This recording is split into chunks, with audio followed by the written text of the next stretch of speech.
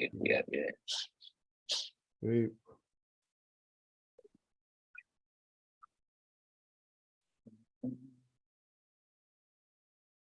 Yo. We out here, we outside. We outside, we live. We live, yeah? I ain't got us yet. Says private.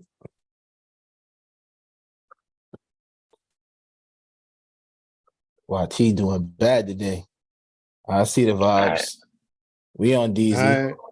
We on deck. Yes, sir. What's good, Yes, sir. family? Who's rolling Yes, up? sir. About to. Gotta get the chat up real quick. How's everybody doing out there? There we Peace, go. peace. Let's see, Anton, what's the y'all. vibes? Everybody had a good weekend? Yo. Born gifted, what's the vibes? You know, that's the homie right there. He there early. Yo, did Jar vlog off?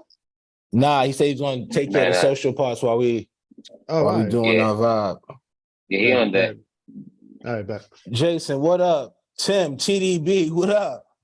What up, I don't everyone? see the comments. Hold on. Let me open up YouTube. Yeah, we gotta get the Yeah, chat you up. got Yeah. you gotta be a part of it, Adrian. I'm like, You talking gotta shit about me and I don't even see it. Like, hold it's on. the rap round table Exactly. experience. You know, you gotta be submersed in this shit. You feel Yeah, me? surround sound, surround everything. All right, bet. Salute. All right, what Hit up, the what up, like what up? button when you pull up. When you Just hit make the sure like. to turn the volume down. Yeah, somebody got the volume. I just heard the crazy echo.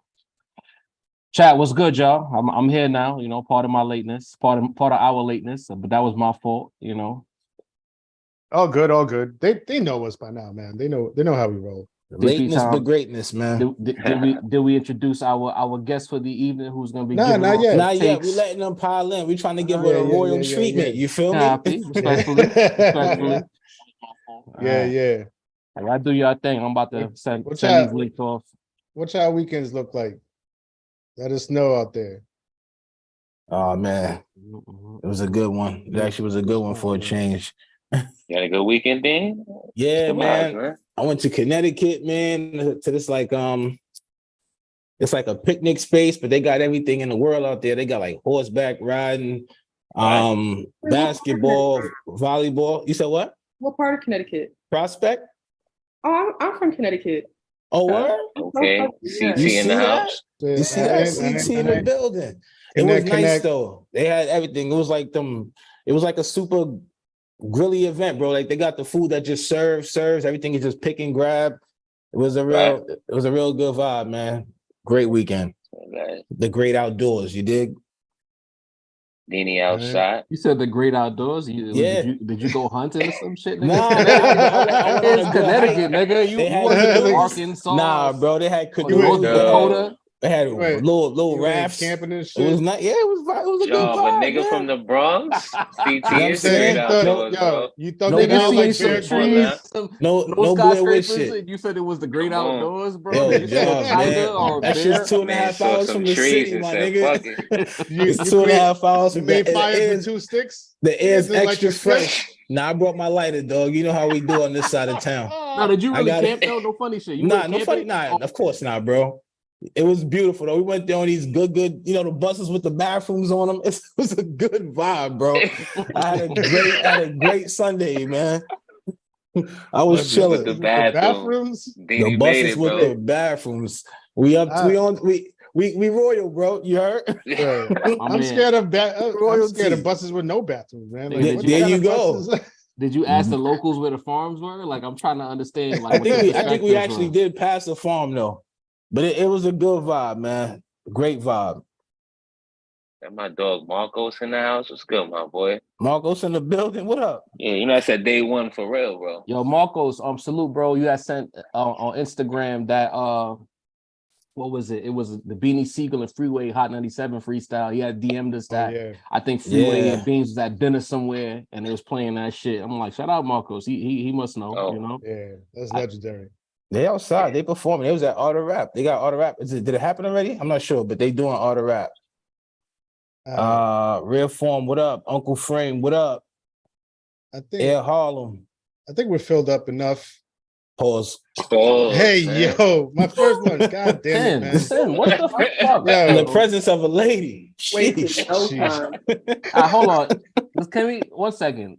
Just give me a Yeah, second. All right. So, like, fellas, we just have to mute Sin real quick because we starting this Early, bro. Early. The early mute, man. All right, bro. Unmute Hey. yourself. Let's try it again, Sin. Take 2. all right. Action. Is the chat filled up enough? I think the chat is filled up enough. That's what I meant That to was say. rough. There you go. My Yeesh. bad. We got All right, 63 on deck. Yeah. Let me just go ahead and introduce our guest. A couple people have asked in the chat. Her name is she goes by Adri. She's pretty lit on TikTok. That's where She's discovered ahead. her. Let's start Yes. there. You know what I mean? and Hip-hop she's an head. absolute pure 100% hip hop head. So I was like, yo, you got to come on the round table, get the round table experience. You know what I mean? You know, because we don't talk about the ladies allegedly. We don't talk to the So ladies. we don't allegedly. show no love. Allegedly. Like Oh, y'all Allegedly. get, like criticism for not talking about the ladies enough? Nah, it was just one little bozo who spoke out of turn about what we do and don't do on the podcast. So we had to set Right. him straight, and we've been setting him straight repeatedly ever since because he said some bozo shit. Some Y'all can run, straightening. y'all can say Job said Cooper's a bozo because he was a bozo for that. So go ahead, go He tell was. Gritty or Mike Knight or one of y'all. Go tell right now. Run tell that. Facts. What up, Adri? How you doing? I'm good. I'm good. I'm happy to be here. I apologize if you can hear the thunder in the background. It's a little chaotic in Atlanta right now, Hey, but we're ain't here. much we could do about that. Happy. Take that up with God. You know what I mean? Take that up with God. Big fact. Yo, where you streaming from right now? Let the people know. Right. I'm in Atlanta. I've lived in Atlanta for like the past 2-ish years, but I'm originally from Connecticut, born and raised in New Haven. Nice. Oh, dope. Dope. I have a little bit of like a Northeastern bias. I'm gonna just get that out right the way. Hey. you are on That's- the right show. You're That's why welcome. you're right at home. You They- are welcome. My neck a little bit about having like a boom bap bias. I'm like, well, can you blame me? But It is what it is. Well, you're in the Had- wrong city for a boom bap bias. Yeah. They immediately hate you by default. I was about to say, has being in Atlanta changed you a little bit at all? Like, in terms of my music terms of- taste, yeah. no, because I feel like once I started getting deeper into music and hip hop, I did my due diligence of like researching different regions, different eras. You know, I grew up thinking like, you know, Biggie, Nas, and Jay-Z were the only rappers that mattered. But then, you know, I could, you know, looked a little bit into Outkast, a little bit into NWA, kind of broadened my horizon. So I feel like I'm objective enough to where I can recognize greatness no matter where it comes from. But my personal top 5 is probably, you know, that's a whole different conversation. We That gotta has- save that. We gotta save that. Mm. That's Yeah. because you gotta save Indeed. that.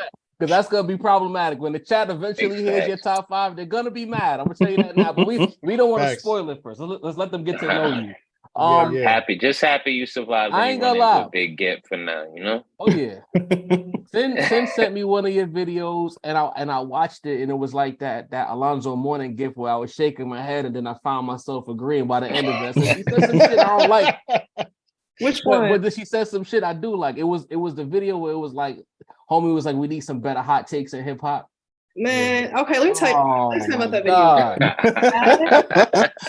That was a throwaway. That was like like the person that originally made the video, he tagged me in it and was like, hey, can you stitch this? And it was like, you saw me, I was wrapped up in my blanket. I was just chilling in bed.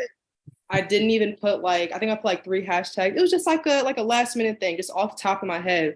Fall asleep and I wake up to just everything booming. And I'm like, this is the video that y'all It goes like that. That's the way it all goes. that time and effort and all them other videos and this nonsense is what y'all, you know.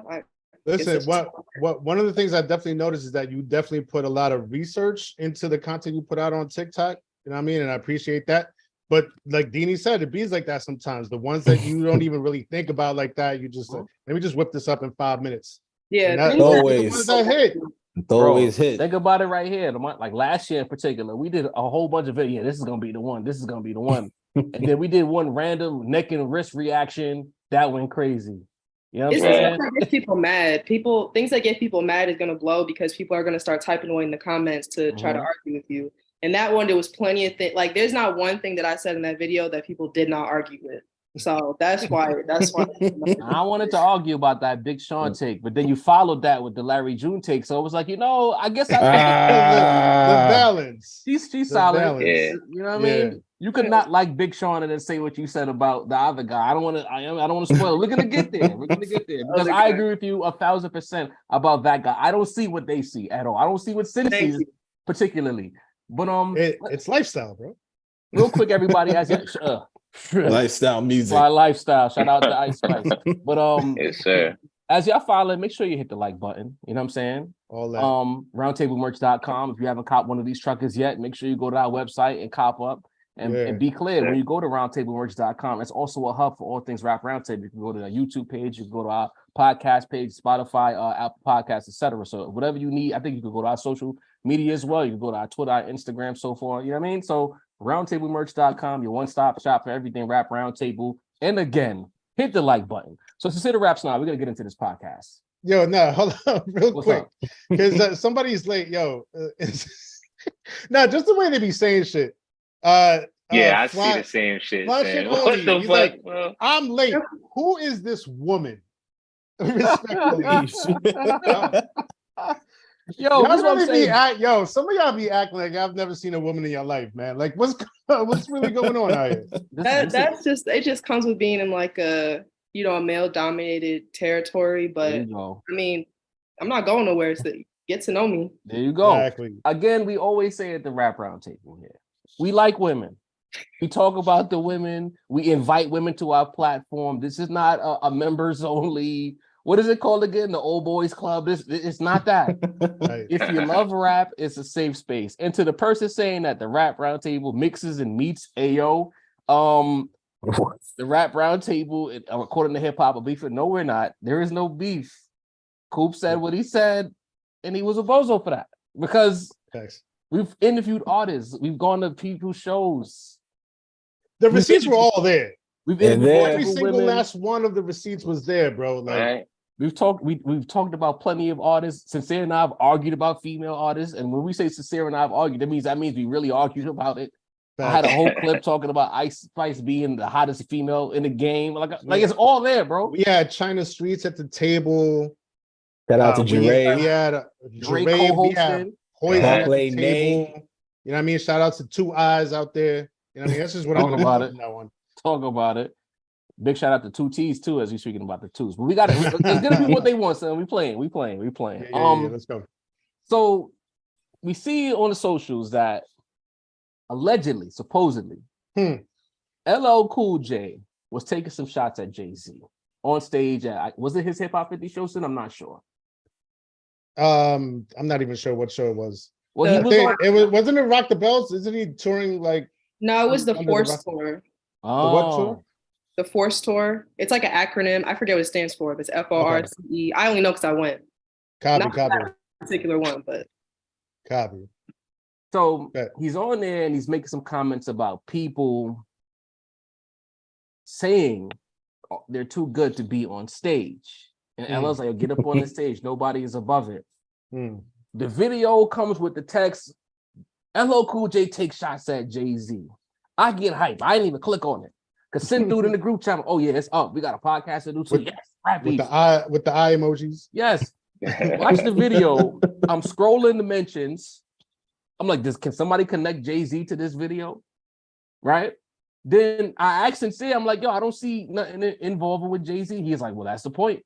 Then I see people saying that, well, they become Macy, Macy's a detective. A lot of detectives on here like, yo, he didn't perform at Hip Hop 50.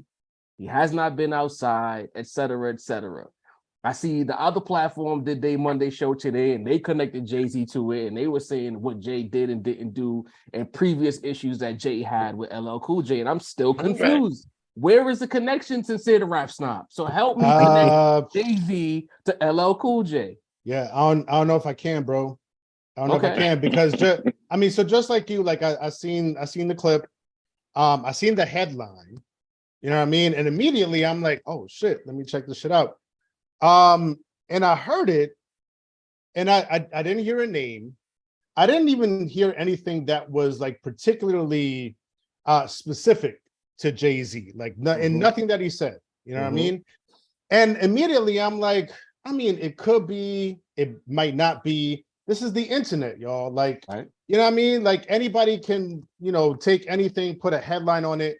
I know like a lot of us have been raised to just like trust whatever we see on the screen, on a TV screen, or we see a headline in a newspaper. You know what I mean? It's a story. But now we've carried that over into the internet age, and you can't do that on the internet. You know what I mean? So just because somebody, that could be your crazy cousin Ray Ray, right? Or my uncle Pablito, like he's going off the Don Q. You know what I mean? Like it could be any crazy motherfucker that's out there and was like, yo, I'm gonna just cause some shit on the internet and put any fucking headline on the shit. But yeah, like there was nothing at all connecting Jay-Z to what LL Cool J said. And then come to find out that a tweet went out later by I can't see the ad right now. I just took a screenshot, but he goes by Big Southern Rap Impresario. He was claiming that he was actually at that show and that he was talking, that LL was talking about Jaleel from Houdini because they had a conversation. He was trying to get him to come out, on tour with him or whatever, and that he very respectfully declined. And maybe, LL is a shit talker. Maybe he's just talking shit about his homie that didn't want to come out on tour with him. So, I mean, it could have been any number of people. And I think that's the point. Sen. You don't bury the lead. Slow down, champ.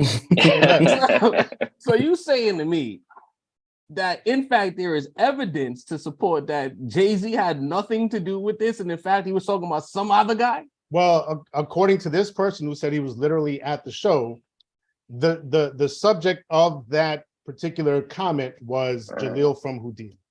Oh, that's what it was. And that's like the third time that I've seen that. Somebody else on Twitter was saying that, bro. But my point, just to finish my point, that even before we knew this, there's a whole slew of people out there that this could have been about, because we've talked about this at the Rap Roundtable where like there's mad names out there that haven't really been very present in this hip hop 50, all these hip hop 50 celebrations. So it could have been any number of people out there. You know what I mean? And certain people out there just read the headline, took it, ran with it, cop pleas for some other name, but there's one particular person, Jay-Z, you know what I mean? No please cop because it fits the narrative. So, you know what I mean?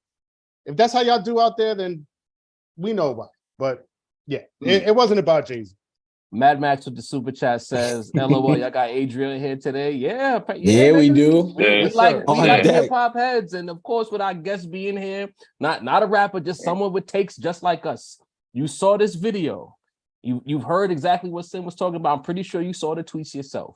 What do you think about this whole made-up Jay-Z versus LL situation? I mean, okay, first of all, I'm glad that we were on the same page because I was thinking the same thing. I was like, where's the Jay-Z part? The only thing that connected it for me was when he did kind of like did like a little mocking laugh that I feel like kind of sounds like Jay-Z's laugh, but like I would have never seen that. If I didn't read the caption, I would have never made that connection. But also the whole like, oh, I was at the concert and I heard, that gives like, my cousin at the Pentagon told me, you're right. Like, just because you were there, what does that mean? Were you backstage? Do you know someone that works there? Like, I don't know. So it's just kind of, it does kind of seem a little made up. And I also feel like LL just needs to go out and say who he's talking about. Like, he just needs to, he loved to tweet. He needs to open up Twitter. As he says, give it to these meatballs and just be upfront. not the meatballs. Because I would love a diss track. I would love for it to like actually, because one thing about rap beef for me, like dissing people at shows when they're not even there, going back and forth on Twitter, that means nothing to me. Get into the booth. If we can get a diss track from LL to whoever out of this, then I'm with it. But there's really nothing that supports that is Jay-Z. Okay. Mesito, talk to me.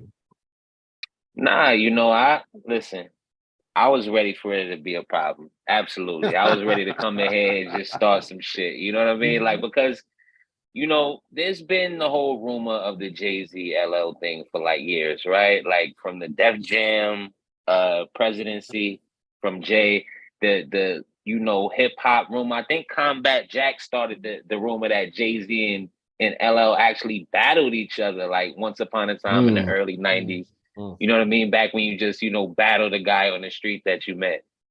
Shout out to those days. But so I like Adri was excited. I thought the meatballs were finished. You know what I'm saying? Like LL's been promising that for well over a decade at this point. So I was hoping, that there was gonna be a problem, but nah.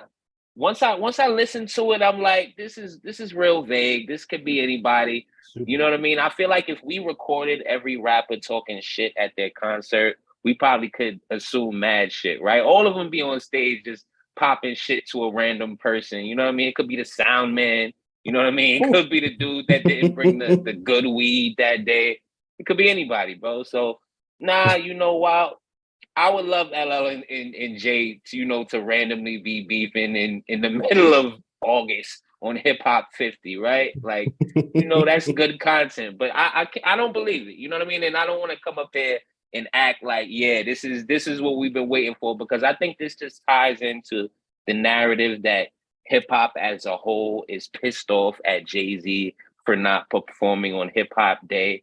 And I feel like that's even like kind of a reach. You know what I mean? Like Jay-Z lost his hip hop card and now the whole game is pissed at him. I think it's bullshit, to be honest. I don't think niggas really give a fuck like that.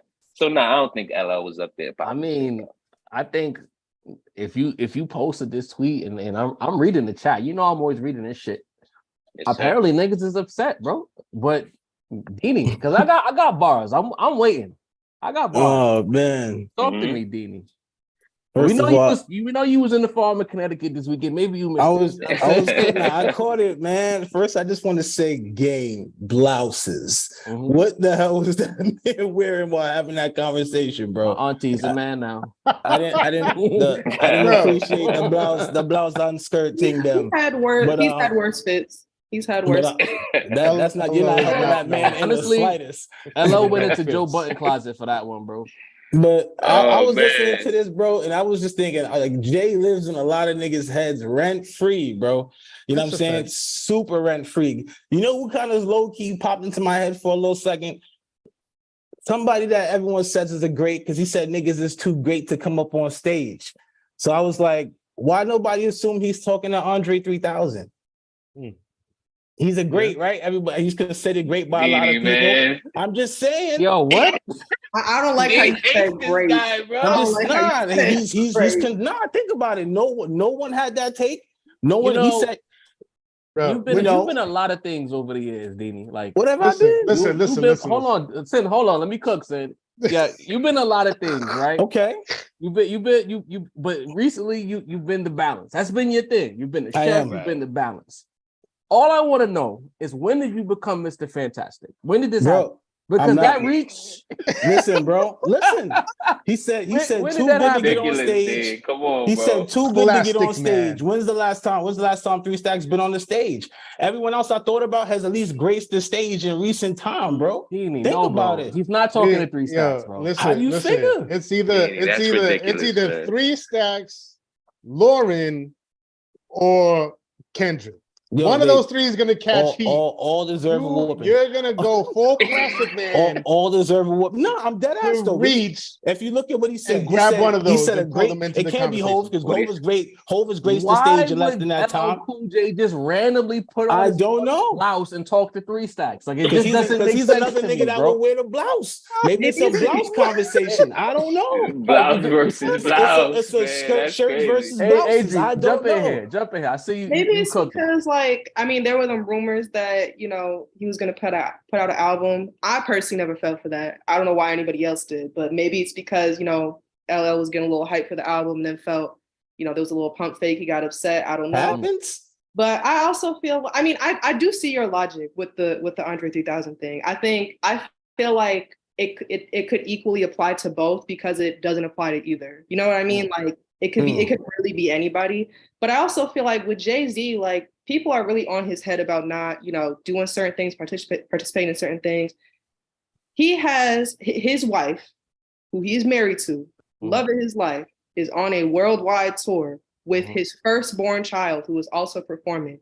I have seen many clips of him at most of the shows not occur to anyone that he's a family man and that he's just like he's with his family right now.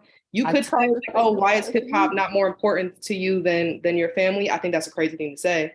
But like, you know, I don't know. I feel like, I don't know. I feel like it's a lot of performativeness going on. You know, I love the fact that there is a young lady here on the Rap Roundtable tonight, because last Monday I asked a room full of men that how many of y'all ladies or wives would allow y'all to leave the tour where your whole family is there and your firstborn is performing to go perform at another show. She's not letting you do that, bro. Like, it's not happening. His mom's is there, bro.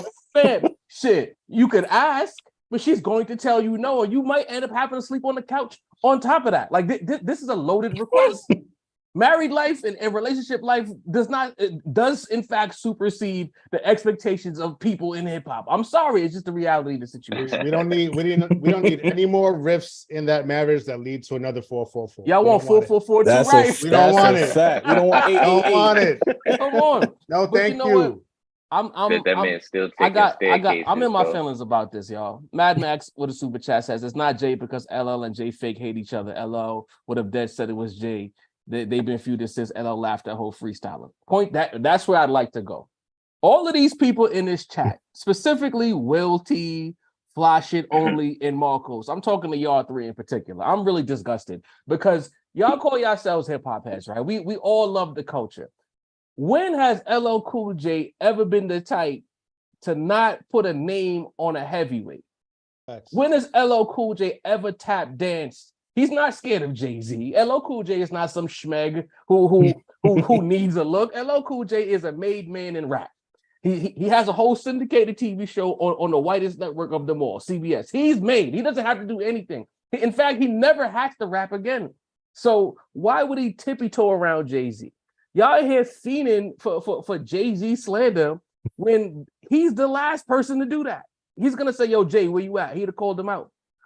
Y'all let some rando on Twitter, X, lie to y'all, and y'all ran with it because y'all mad that this man did not perform at Hip Hop 50. Then it's this whole thing about Jay-Z's not outside. He's not on stage. The Grammys happened this year, right? Did they not do a Hip Hop 50 celebration at the Grammys? Yeah, that's one of the things that struck me about a certain take that I heard today. Because they were pulling in all sorts of names from performances from tours that happened months ago. You know what I mean? And this person performed. Don't tell me, come on, nothing, Marcos. That person performed months ago, and it's like you throwing out all of these life raps to everybody else, but you just letting this man sing because it, you know, it's hold on, Sen. Not only was the Grammys the Hip Hop 50 Grammys, what was the main event of the Grammys? Was it not the God Did performance? Did that not close the show for Hip Hop 50, right? So just this whole thing that he's not outside, what you mean in your neighborhood? Like on your block? Like what you mean by not outside? I just need to understand the levity of outside. Is there levels to outside? Because if you're telling me that the Grammys decided to dedicate their show to hip hop and the final act of the Grammys was the God Did performance, and it wasn't because of Rose or Lil, no disrespect, but it wasn't because of Wayne either. It wasn't because of Khaled either. Jay-Z's the reason why they got the main event spot at the Grammys, the whitest show in music. Like, what are we doing here, bro? LL Cool J now is a tap dancer. Y'all basically calling LL soft. That's how I'm taking it. Because LL's too afraid to say Jay-Z's name, so he's gonna sub him on stage. What are we doing? And my last question before I pass it back to Adrian is, again, did Hip Hop 50 stop on August 11th? Is it now Hip Hop 51? Are we already in the 51st year of rap or hip hop? Pardon me. No, I was thinking the same thing. Like he got till the end of the year to do something. All right, go ahead, cook. Because also that August 11th date isn't set in stone. Like that's just like an honorary date that we give. So like, I don't know. It's just it would have been cool if he did something on that exact day. But also like, I feel like at one point has he contributed enough? Like I feel like he's done so much for hip hop that he could just sit back and chill. And he still contributed more than 90% of the industry, more than the industry.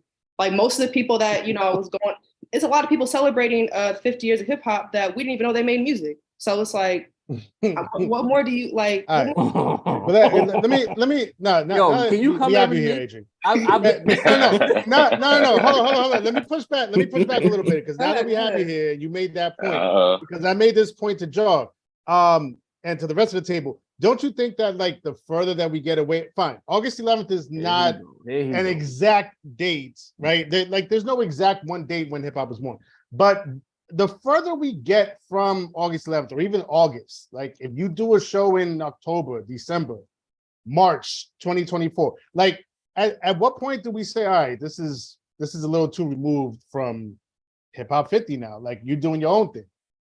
No, is it the 50th day of hip hop? Is it just have we not been celebrating the 50th year? I'm just saying, like I'm just saying landmark dates. We don't just get the whole year to celebrate them. We don't do that with birthdays. We don't do that with holidays or New Year's. Also, you know what I mean? Like we don't just that would have say divided like, the fans. 6 months later, we're still celebrating the same thing. Like we don't do that. If Hov do a show, so we're not celebrating hip hop anymore. That's what you're saying, Sin? That's not what I'm saying. But you kind of saying that you can't have both, bro. You can't. Dude, I'm just saying we can celebrate, but it won't have the same potency as the celebration in August. So hip hop 50 stopped on the 11th. Yeah, I'm not saying it stopped. I'm just saying it's not going to hit the same. Is that all I'm saying is it's not going to hit the same. If you go into Target right now, they got Halloween everywhere. It does not have to be celebrated on the exact date. But I also feel like, I think the bigger question is like, who are we celebrating for? Are we trying to like you wanted Jay-Z to do like this big performance on like a bigger platform to show off to which audience? Because I feel like the actual hip hop community, we celebrated thoroughly, and there's been enough appreciation and love that without every single person that participated. I feel like what people really want to say is we don't get enough attention from like white people. We don't get enough pop from like the mainstream, casual listeners. That's who's not celebrating. And we need a big person like Jay-Z to come in and give the celebration some attention from like the major publication. Well, it has gotten attention from the major publications, but we need more validation from the outside looking in when it's like. No, I don't think it's that at all. I think it's more so that the hip hop community is looking at Jay and is saying, all right, if you really the godfather of this shit, or if you're really like the ambassador of this shit, like rep it right now, rep it in August 2023. Don't wait till October, December, whenever. I mean, he might have, and we just didn't see it. So the nigga celebrating hip hop 50 in March wasn't valid because August 11th was the day? No, I'm not saying. I'm just saying August 11th is more valid. That's all I'm saying. There's levels to it. Would he not have fucked up Nas's bag and Nas's event if he had done something on the 11th though? Nah, the bag was already secure. Hip Hop 50 concert was gonna happen, bro. If you have the option to go to the J show or the Nas show or Hip Hop 50, you see the Rock Nation roster, you see the Master Pill roster, bro. I'm just saying, if the choice was to go to the whole joint. Come on, let's keep it a buck, bro. As far as you keep it a buck. Don't pull us down with you, nigga. I'm not pulling it down. I'm keeping it a wrap. You saying it? I'm keeping it a wrap. You gotta also keep it a buck because a lot of niggas wanted to celebrate hip hop 50 and give it up for the day, but a lot of niggas seen the biggest check they was gonna see all year and said, I gotta get on that stage. You know what I mean? Let's be honest here, bro. Like, so it's like for us that's what I'm trying to say. For us to always be accusing the Jay-Z of going after the check, he left a lot of money on the table because just like Dean said, you know what I mean? The Rock Nation Hip Hop 50 show would have went crazy. So it's like that's why niggas I'm gonna saying. be mad either way. What you saying, Didi? So which show you was gonna go to? I'm basically if Rock Nation Master Pill do a show. Which one you was going to? All right, so I'm gonna tell you right now. You know the one I'm going to. I'm gonna keep it a buck. You know the one I'm going to. So but if you on your own island right now. But if Rock Nation has that show, you might not get your artist, bro. That's what I'm saying. Dini, you might not get your artist. I'm probably going to the whole joint. I'm gonna keep it a buck. Was OVO playing that day? What happened? Y'all gonna be drinking Hennessy. I'm gonna be drinking champagne. That's gonna be. I'm going to the whole show, dog. You know what I'm saying? It's gonna be. But the problem gonna be crazy. I just wanted to check. You might not even have got Fat Joe, bro. If Hope was really said, come on over, my nigga. But the problem with that take is That's Deanie's take, not the I'm table's keeping take, it a bean. not Adrian's Please. take. That was all Deanie. That's all That was Deanie. Deanie. I'm guys. telling you, bro. The problem- if That the was choice Deanie. was the choice, But here's most the thing. people, a lot of people gonna go with Hov. I'm just keeping it a Well, buck. we gotta live on Earth. The reality is, it didn't happen, and we've chastised Jay for that on this platform. We said he should have said at least something, whether it was a little video message, a tweet, load up your IG for a couple hours like you did the last time and shit. Acknowledge the 11. A little Well, Rock Nation montage, Right. something. Understood. You know what I mean? But my point is that even if he didn't do something on August 11th, I'm not with Sincere, the baseball player with these unwritten rules all of a sudden. If Hov decides that he wants to do a show in September, October, November, It's valid. it's a Rockefeller reunion for the 50th anniversary of hip hop. Be fired. It's up. It's all the way up. It's gonna up. go crazy. You know It's what I'm just saying? not gonna hit the same. For you. That's all I'm saying. For you. But for the Jay-Z fans, I'm a There's purist. lot I'm of- like, there's a- yeah, we there's a gotta lot of celebrate history. all. There's a lot of history between that Rockefeller, bro. I got his ass Lot now. of history. Now I got his ass now. Because you know what? I remember a couple, Adrian, I want you to pay attention, niggas. This is what he does. Oh man. What do I do? What do I Top do? row. Tell We me, were please. at the show, right? And he told the story. Chat, y'all was there. He said he didn't wear a Nas t-shirt because he was representing hip hop, Right. right? Uh-huh. Now you're saying if Jay-Z decides to do a show in September, October, or November, it doesn't hit the same. That's a Deanie So level what do you? reach. What do I you- don't see the what do you- correlation between them. Well, let me finish. What exactly are you representing? What doesn't hit the same? Is it not hip hop regardless? It is hip hop. You see how I'm you have to just- think about that? I'm It's just been of the- identified that you I'm- are full of shit in this moment. I'm just of the mind that when there is a landmark date, you celebrate on the landmark date. But Like, it's not look, a landmark listen. date. It's hip hop 50, 12 months. I understand that. So what are you I saying? understand that. How does it not hit the same? Hip hop, you represent hip hop. I'm saying right? I'm Or saying do that you every represent year. Nas? I'm saying that Let's every get there. year. I'm saying that every year Uh-huh. we wish hip hop a You birthday, wish. happy Speak for birthday yourself. on August 11th. No, we do. We've done it from our account at the Rap Roundtable on AG. Oh yeah. We do. All of us do. That was different. Tough. So I feel we the overall celebrate on component August is, 11th. like, it's also like, I don't know, to me, like the fact that there's even this much conversation, not here because it's a podcast, of course there's gonna be conversation, but it's like throughout the internet, the fact there's so much conversation and so much like nitpicking about this is like, y'all bored, because I feel like this is such a non-issue where like, I mean, like at the end of the day, yeah, he could have put up an Instagram post. He could have done like the bare minimum, but he didn't.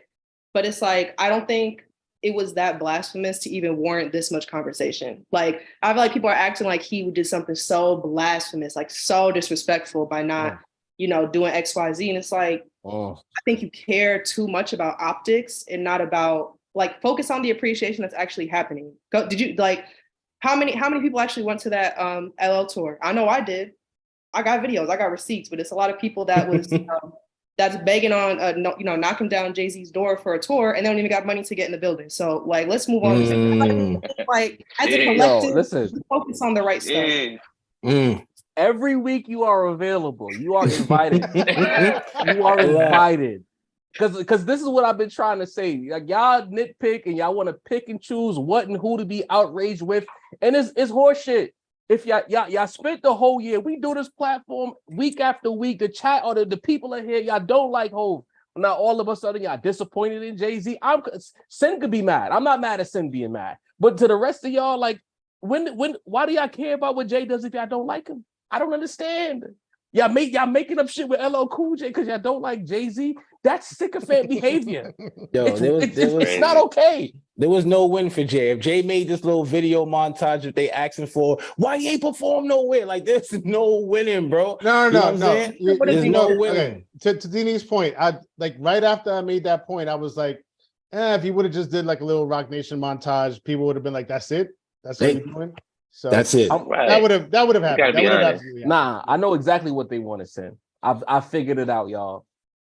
They wanted Jay-Z and find the lie, chat.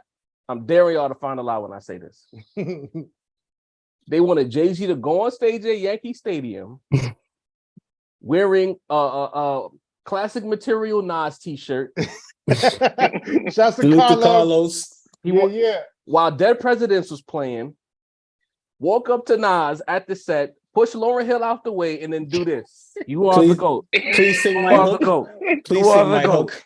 You are the GOAT. Perform. Yeah. And then be Nas's hype man for Nas's set. That's exactly what they wanted. Find the lie. Tell me I'm wrong. I would not have been mad at that. I bet. Wow. Wow.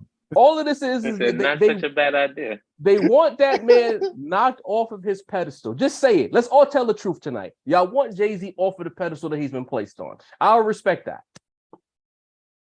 No? Nobody want to admit it in the chat? I'm waiting. Oh, yeah, I see the chat. Okay, K Love says yes. Mike H says no. K Love keeping it about. At least you keep it real. You should keep. That's all I ask. Touch 182. I respect the honesty. Keep it a being. I respect the honesty. All right. Does any no cap? Yeah.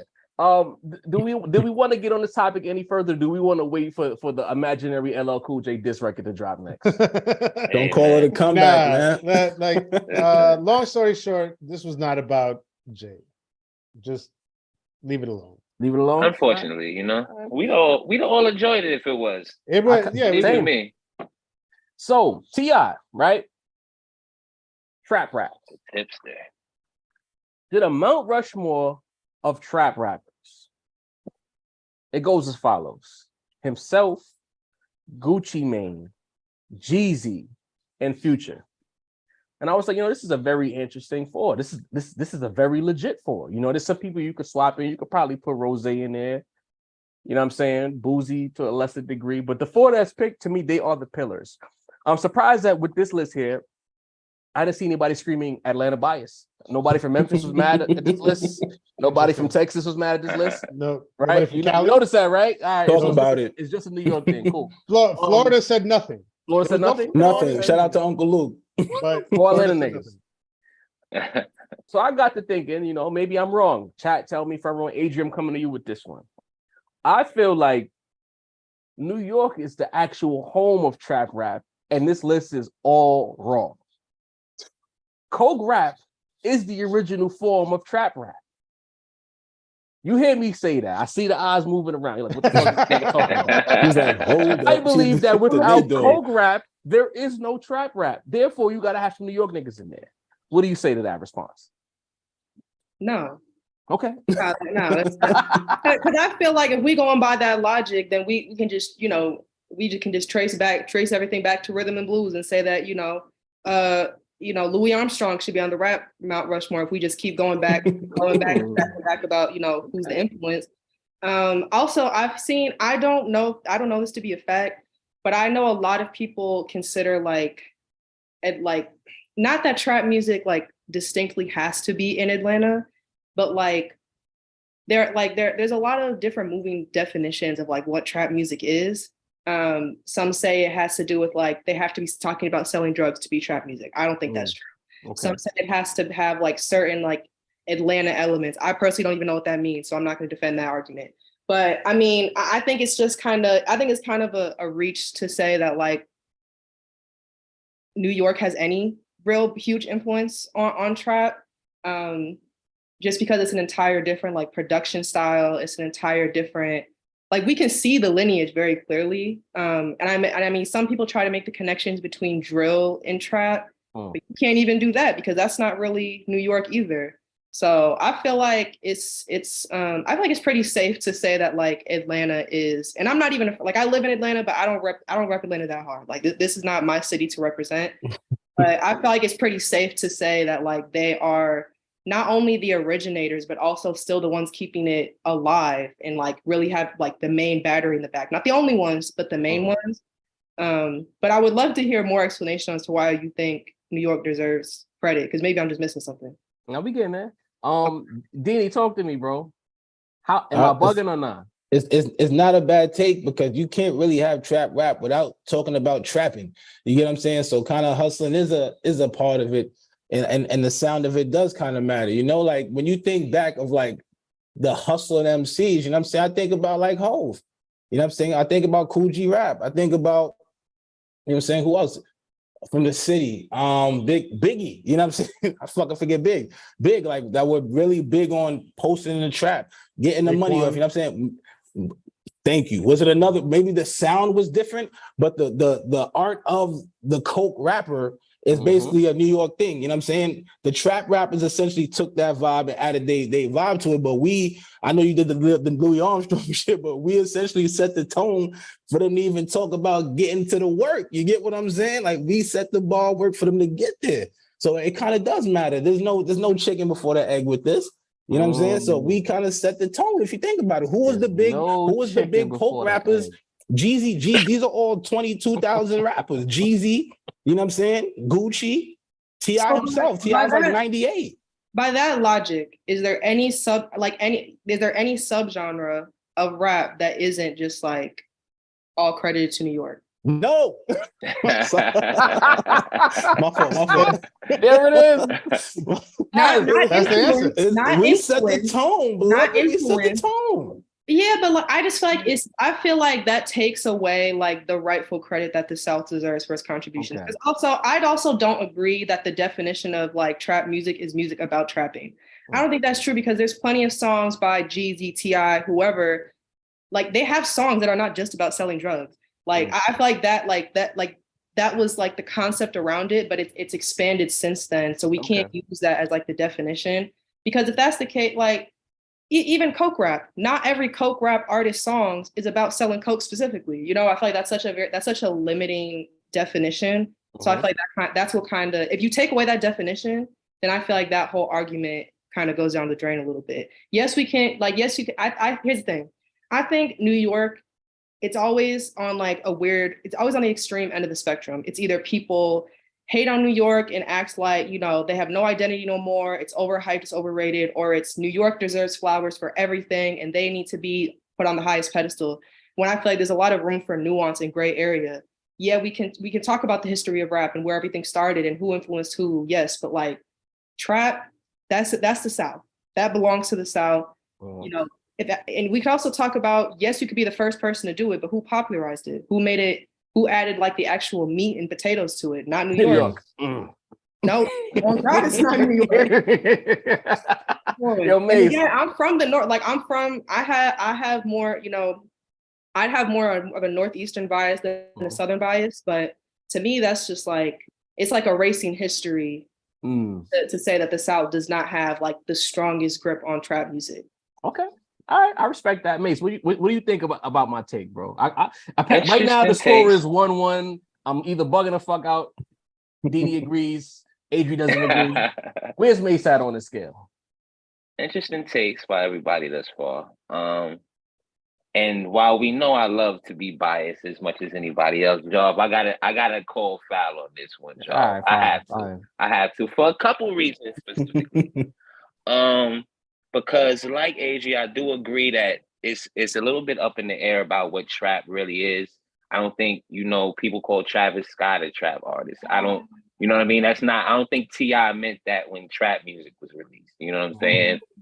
But, you know, like at the end of the day, there's one thing that's a huge difference is that the Southern trap music that came out was much more like, I don't want to say hand to hand because Jeezy was talking big talk. You know what I mean? I'm not to get academics or anything, guys. I'm sorry about, you know, looking at the rappers, you know, trading cards and shit. But at the end of the day, like the Southern rappers were actually like drug dealers. Like the New York rappers that was coke rappers, bro, were not. Other than Jay, bro, we got to keep it a buck. They were talking like that mafioso. I'm moving 100 keys over. They had like, that let's be honest, bro. Hold on. They had that Foxy Brown man. They was capping, bro. Like they lost 900 keys. Wait, time out. They was doing the Foxy Brown cap. They was capping, bro. Exactly. Foxy Brown math on the firm shit. Like 92 breaks. Biggie was like the biggest drug dealer on earth. His mom's was like, yo, we lived in a brownstone. I don't know what this guy was talking about. Like, let's be honest, bro. Like, so the Southern rappers had a little bit more authenticity to their shit. And I feel like that's between, like, when we talk coke rappers, it's like it gives outlandish tales. You know what I mean? Okay. Like Pusha T type shit, Biggie type shit. You know what I mean? Like, hey, you know how it go. But so it's like that's a big difference to me. And trap rap was more like, you know what I mean? You felt like it was there. You know what I mean? It wasn't about metaphors. It wasn't about punchlines. It wasn't about wordplay. It was about, Rapping in that the kind band of though. real gritty shit. Like, let's be honest, bro. This is where I come in. What's happening, man? New York set the blueprint for this, and Shouts Dini, Cool G Rap, the godfather of pretty much anything that is gangster inspired. He's a lot of times referred to as the godfather or the father of gangster rap. You know what I mean? So LA took that blueprint. A lot of New York motherfuckers took that blueprint. The South took that blueprint, right? But what I feel is the separation here is that, like Mace was saying, it wasn't about mic skills. It wasn't about metaphors. It wasn't about being nice on the mic. The South took that blueprint and dumbed it down. Oh. And that's where you get trapped. Oh. Bink, bink, bink, bink, bink. Is that the mic drop? Yeah. That's what you got? Mic drop. Wow. I might just log off, and that's it. That's all I have to say. That's funny, but I didn't think Sin was gonna go there. Sin. Damn wow. Top I mean, rope. that's been the argument. I'm going off the goose right now. That's been the argument with a lot of things as far as the southern takeover of rap has been. It's been a dumbing down or oversimplification of things. But from my point of view, maybe I'm wrong in thinking this, because I see in the chat specifically they were saying that trap is a sound. It's not, you know what I mean? What they're rapping about. But from my point of view, going back to Mace when he mentioned trap music, T.I. was rapping about being a drug dealer, being a street nigga in Atlanta, right? It wasn't a sonical thing, because the four people that he put on his Mount Rushmore, if it's specifically about sonics, the sonics that Jeezy had was not the sonics that T.I. had, was not the sonics that Gucci had, it's definitely not the sonics that Future had. You know what I'm saying? So from that perspective, what sonics are we talking about? Are we talking about the BPMs? The drums? It's not even the BPMs. Look, if we're gonna talk about trap as we know it today, then Future is the godfather of that, and we got to look from Future forward. Modern trap, yes. To me, including T.I. and Jeezy, and even Gucci in with Future, that's not even the same sound to me. What do they mean by trapping out the bando? If I hear that phrase, what are we talking about? Hold on. Let me know. I don't know. Selling drugs out the trap house. Let's back up. Let's pump the brakes. Jump in. First off, I feel like trap has multiple subgenres within it, right? Mm-hmm. Like Travis Scott, he does make trap music. It's just not traditional trap. It's alt trap. That's a thing. Right. Whether you think it's dumb or not, it's a thing, and it's huge all over. So hold on. So I'm sorry, I'm gonna let you cook, but even the subgenres have subgenres now. Is that what we say? This conversation's getting good. It's a subgenre. Like if we want to really zoom out, hip hop is a subgenre. Was a subgenre at one point. Like that's how music evolves. That's just how it happens. But like yes, they all sound different, but there's like specific consistent elements that are existing within all of them. I'm not a music theory major, so I don't have that exact language on deck, but I feel like you don't have to all sound. I feel like if the entire Mount Rushmore sounded the same and had the same sound, it wouldn't be an accurate reflection of trap music, because trap has evolved so much. All right, but then what exactly is trap? Like I said, there's specific patterns, there's specific sonic patterns. That doesn't mean they all sound the same. There's specific patterns. It's not just the sound. It's not just what they rap about. It's like, okay, it's multiple things can exist at the same time. So it's a bunch of different things together. And I think not having one specific element doesn't automatically disqualify you from the entire genre. I respect that. The way the other subgenres do. I respect that. It's more multifaceted than just like, oh, this subgenre is they're rapping about trapping. Or this subgenre they use 808s. Like it's just more complex than that. And I get all of that. Chris Caden's show says New York wants to take credit for everything. Yes, Chris. What happened? You know what I mean? I don't understand. What's the problem? We are Christopher Columbus. I respect everything A3 is saying. It's a strong argument. It's my kind of argument, in fact. But it's still, for me, if we're talking about trapping, right? Trapping is about selling drugs, is it not? Sure. I would say so. Out the trap. Before it splintered off and it became a sound, it was a subject matter. Trap music. No? Yeah. Everybody don't be scared now. We go. we didn't call it coke rap it's back an then. interesting argument. If trapping is about what they were doing before it became popularized and it became its own little subgenre, yes, you're right about Travis Scott and whatever he did with alt trap. You know, you got the rando people like a Ray Sherman, who you could say they should kind of derive from trap music before they went into the pop realm. My introduction to trap is about what these street niggas was doing. And like May said at the time, they were real life drug dealers rapping about what they were doing on wax. Whether the New York niggas was faking it or not, I can't speak to that because I wasn't on no corners with these niggas. I wasn't in the studio with these niggas.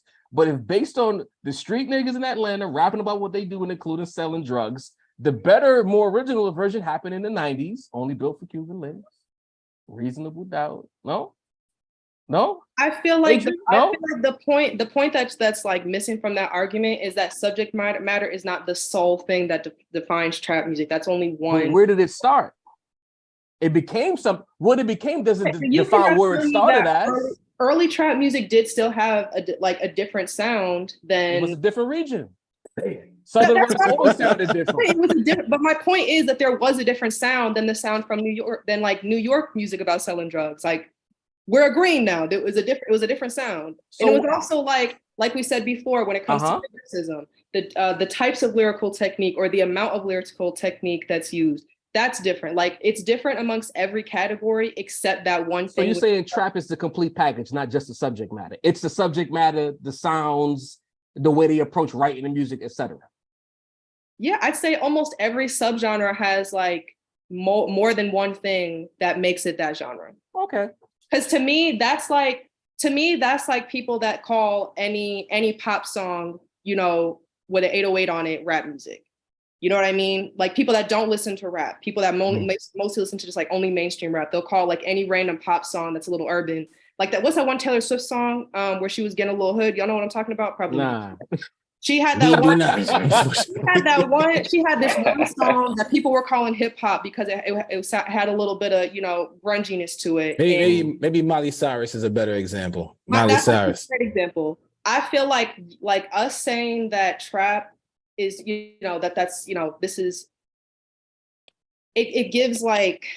I get what you're saying. Uninformed, zoomed out view of the genre. To me, that it's like the equivalent of Miley Cyrus fans calling her song on the Bangers album a hip hop album just because it has like this one or two components. You know what I mean?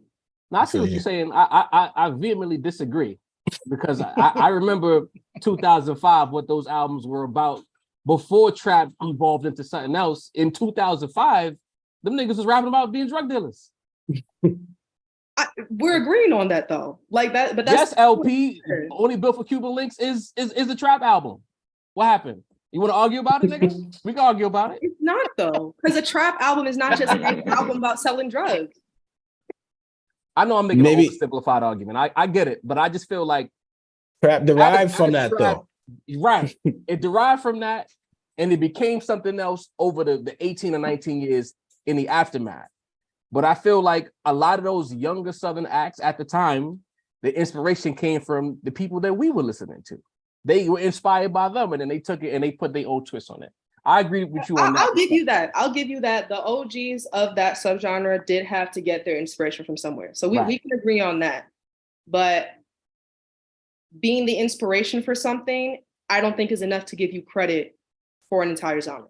If you did not participate in it. Yeah, all right. I have this weird thing about food transactions, you know what I'm saying, as far as analogies with food. So check me out. If you get what I'm saying with this, you got a beautiful ribeye steak, right? It's busting. It's everything. You got two of them. One you eat gourmet. You got the butter, you know, the rosemary, the thyme, all that. You based this shit is beautiful. The next one you said, fuck it. I'm gonna chop it up, put some onions with it, and you made yourself a cheesesteak. and it was amazing. You get what I'm saying? But that cheesesteak still came from that ribeye, beloved. You know what I'm saying? No matter how you chop it up, what you add into it, it's still a ribeye. That's what I'm saying. It is what it is. If you make a chopped cheese with a ribeye, bro, it's not a it's ribeye, not a chop. No, steak. I said a cheesesteak is made with ribeye. But that's I how you make a real cheesesteak. I feel like that's where it's like what like it's like we're going back. We can keep going back to the cow, but it's like then we lose the point.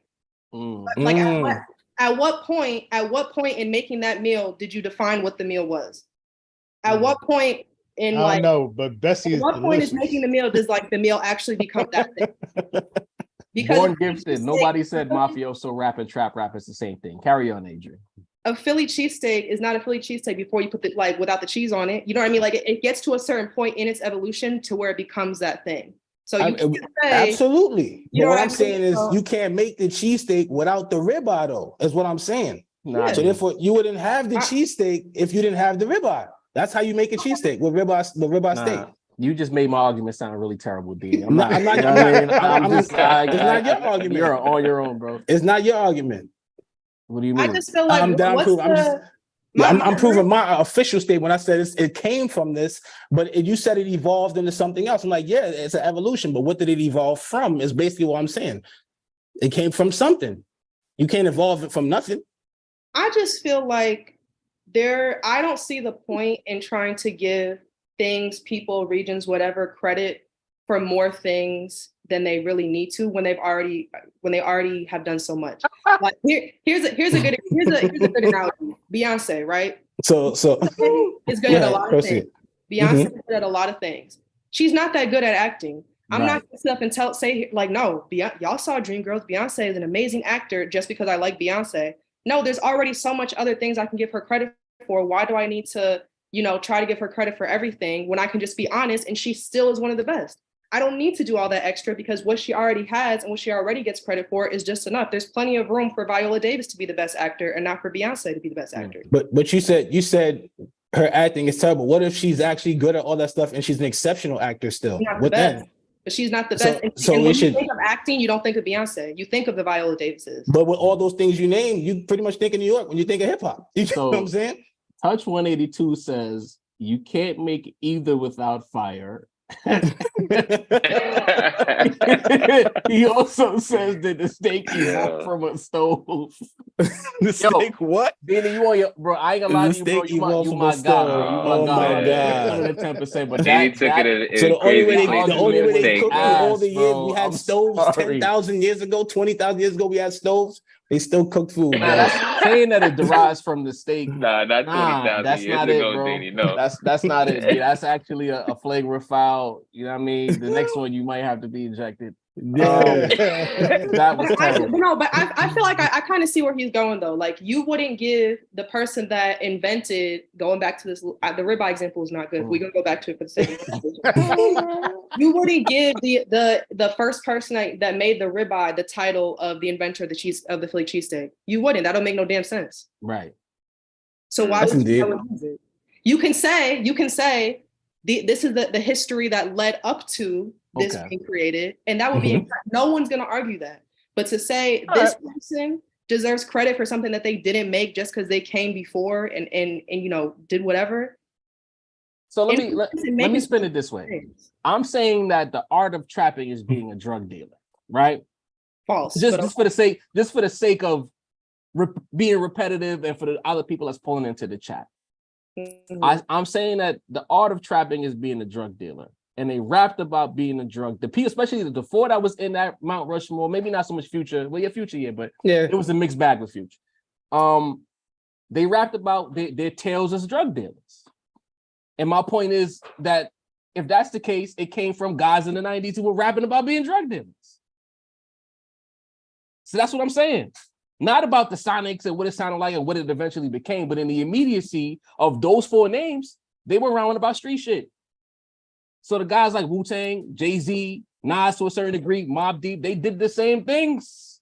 Why can they not get the credit for what those eventual trap rappers became? Not what Travis Scott is doing and some of them random Atlanta niggas who are using trap drums but they not rapping about trap shit. I'm not talking about them niggas. Hell no. I'll be ridiculous to compare those two. Because they didn't rap over 808s. I think I can see where it's difficult to tie them into each other because of, and not to run down our favorite genre.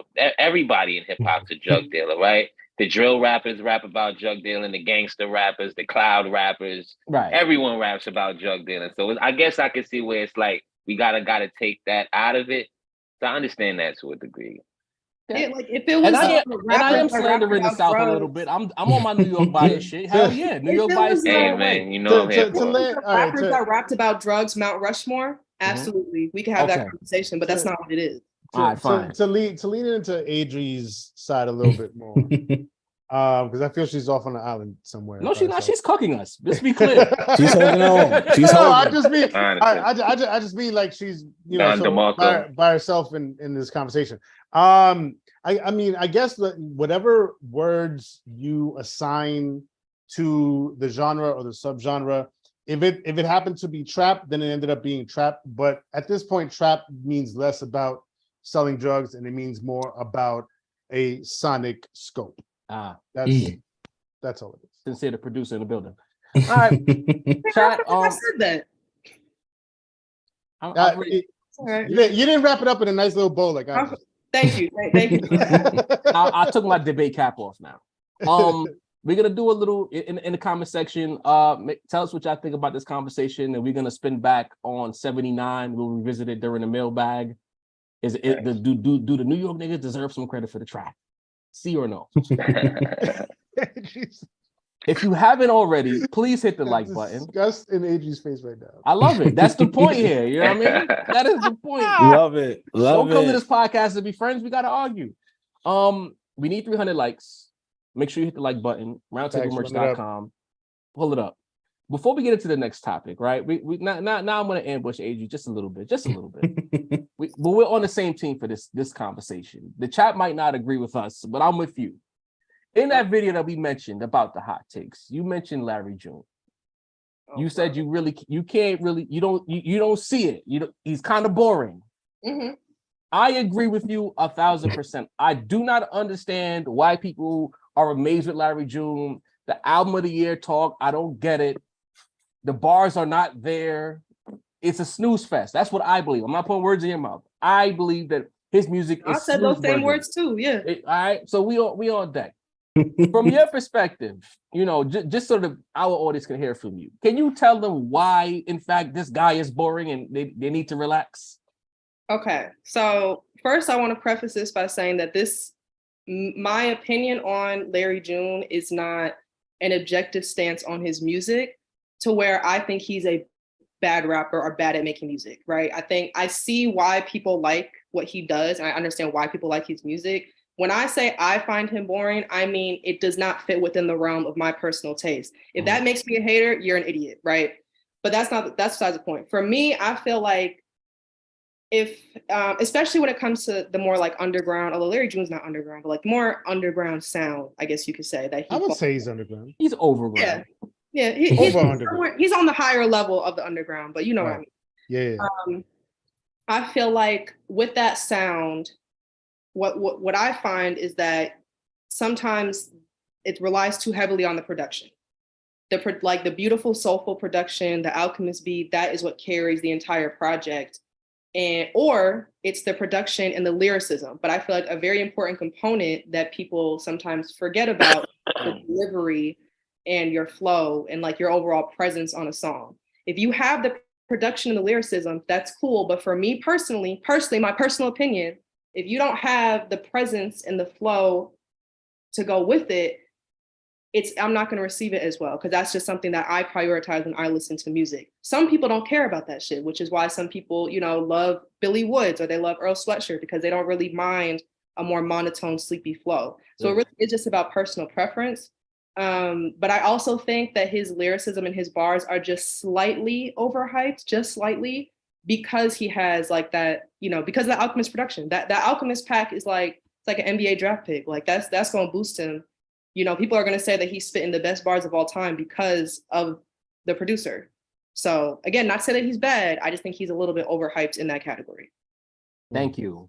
Exactly. All of that. what she just said. Y'all bugging the fuck out. This guy's not that good. Y'all acting like Jordan Clarkson was a Laker. Like y'all souping him up, bro. As soon as he left Lakerville, it took him like 5 years to get nice again in Utah. Like come on, bro. Like he's not that good. Kenny Mack, y'all saying that he don't make music for lames, but he obviously don't make music for niggas that want to be entertained either. Because I don't quite understand what y'all see in him. Like, these and the thing is, we talked about punchlines on this podcast before, and I see y'all quoting that nigga bars on the socials.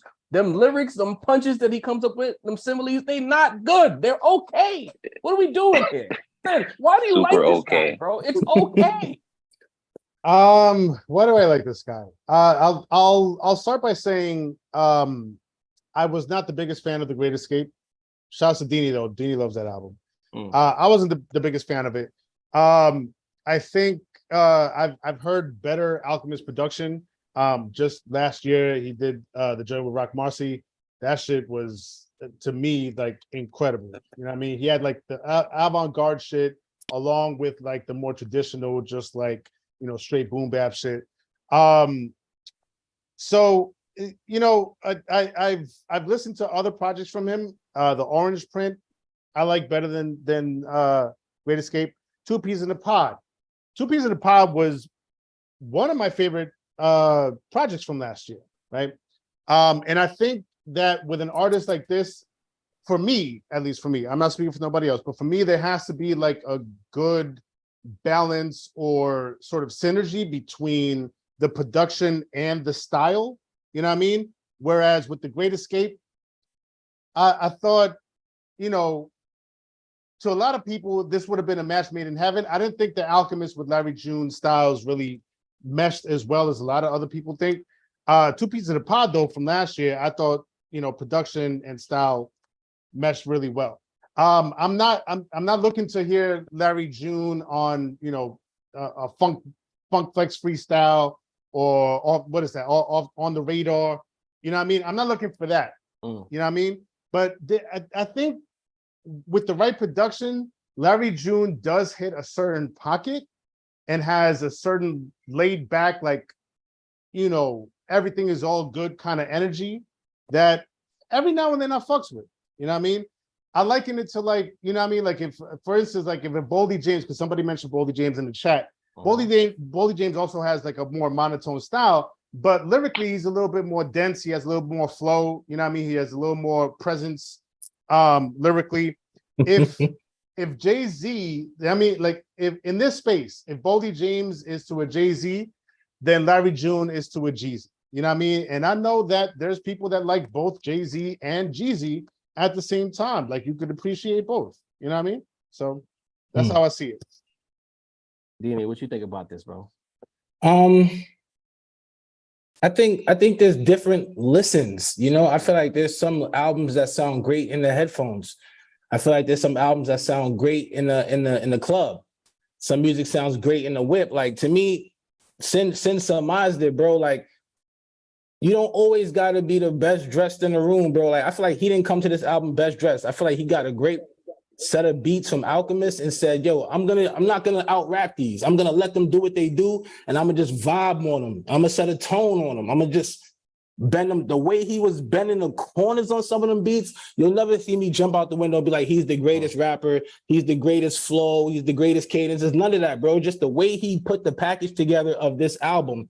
It just, to me, it's a great on-the-go album, bro. And if the times I'm in the whip, the times I'm on motion on the scooter or something, bro, like this shit, sonically, this shit hits. It's not, sometimes this shit just works. You get what I'm saying? He didn't do too much. He didn't do too little. He did exactly what he had to do. That Big Sean verse is fire. We're not going to do that. We're not going to do that. He blacked on that. You got double time flow. You got like 4 flows on that one verse. We're not going to do that. It's like fire I said, for Big Sean, but that's not the point. Damn, I'm gonna let Jav handle that. But great on the curve. But we're on the same team for this segment. Soundscapes. It's a great soundscape. Fly lifestyle shit. Hashtag soundscapes.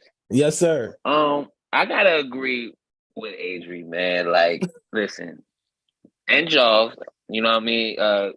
We'll drop our OVO and re-up flags for this one, Jav. Yes. Listen, June is not interesting, man. He's a boring dude. Like Larry June, to me, is like Not just a boring and it rapper, amazes a me boring because the dude all type of around. it's a boring dude, man. The, he's about the fifth to sixth best dude in his crew. Y'all know how I feel about that. You know what I'm saying? Like he's carried by the production pack, right? So like as a Laker fan, I can see how Derek Fisher was a great player, but I didn't not a great player, but a decent player. But it's like, I didn't expect everybody to see the nuances he brought to the game. I realized he was mid overall, you know what I'm saying? And I feel like that's the thing with Larry June. Like, if Larry June wasn't coming with the Alchemist pack, as she said, like we've seen other versions of him in different genres, and motherfuckers didn't fuck with him like that.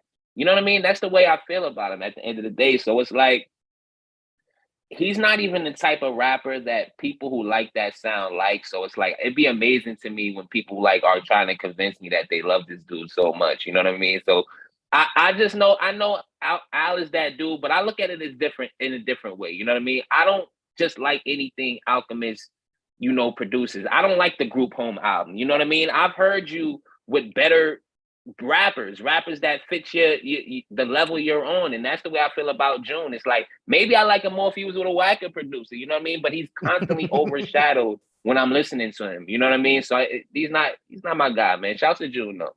And here's the thing: it's like somebody mentioned diabetic food in the chat. I'll go a step further. I would say not a step further, but what I'll say is it's like hospital food. Like, it looks great, it smells great, but then when you bite into it, depending on the hospital, if you go to one of them bum ass hospitals, it's not gonna smell good. But if you got a little chicken, you got okay, a little Deanie. Yo, okay, yo, I've never compared a nigga to hospital food, though, bro. This is different.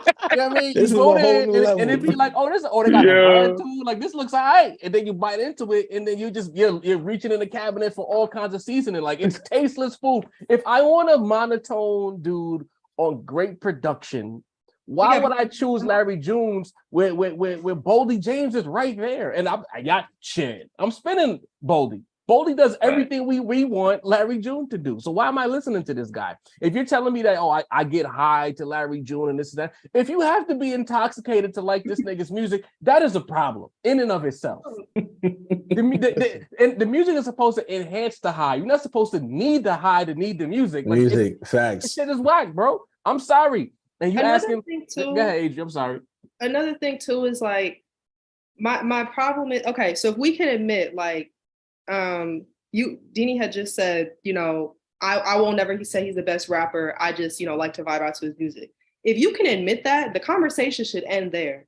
I feel like my issue, or honestly, not my issue, other people's issue with me is that they think that he's like one of the greatest rappers out right now. And this is just another conversation of people trying to give people more flowers than they deserve, when you can just give them what they do deserve credit for and then move on. We don't have to act like trying to act like he's one of the best rappers out right now, because that's simply not true. If what he does and what he set out to do is just make, cool, spitter style, vibey music, he does that very well, and he's very accomplished in that field. But don't try to act like he's one of the best rappers out right now. That's nice. And I feel like that's the end of the conversation. And also, I'll add this to that. I'm perfectly willing to admit that I would maybe even qualify Larry June as a guilty pleasure.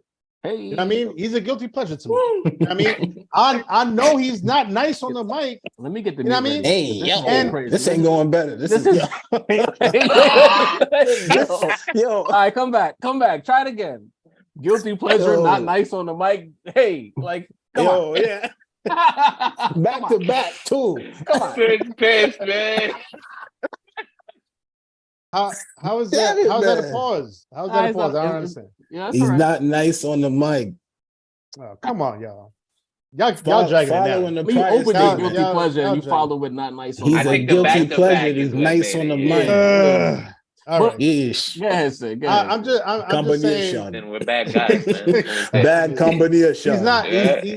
He's not nice like that. You know what I mean? But I think that there's a lot of fans out there that have an artist that they listen to that they're like, they're not that great. They're not the best singer. They're not the best rapper. They're not the most dynamic. But I kind of fuck with them and fuck with the music that they make, and I kind of fucks with the vibe. You know what I mean? Like, everybody has that. You know what I mean? So like, no, you're right. But I just feel like, there's a cat in the chat, Kobayashi. He's a fan of Larry. They say out west that they view him as a people's champion. You know what? Respect to the West Coast. Regional definitions are different. Like what's happening out west, we can't speak to that. We out in New York, you dig? But I'll look at it like there's other West Coast dudes who deserve that light. You telling me, like I always go to Simba. You telling me Simba get a whole album with the Alk Pack? We not calling the album of the year with his rapping ability on top of Alk beats? There's no conversation to be had here. Our socks are knocked off. We're calling the album of the year. We're talking about he one of the nicest out. We get a Larry June album and it's like, yeah, you know, it's all right. It's cool. You dig what I'm saying? Cool. When Schoolboy drops, are we gonna be talking about Larry June like that? If Schoolboy got an Alk Pack, we'll be saying. You giving good beats to mediocre rappers because they popular, they lit. Like stop, bro. Like this is the problem. Like stop giving mediocre shit light. This nigga's not good. Honestly, too, and I feel like I need to be the one to say this. He has pretty privilege. Like women like Larry June because he's nice to look at. Also, just because like maybe they just also like things. I'm not saying that's the only reason, but like I love the woman's perspective here. Being a man that's like as a rapper that's nice to look at, you automatically have like more female support. And I feel like what a lot of people forget is that like you are only going to get so far by having only 50% of the population on your side, and even just a subgenre of that. So like a lot of women love Larry June. So I feel like that attributes to a reason why he's so popular. I don't mean that in a negative way. I don't mean that in a negative way. That is, I think that right. We would have never knew that.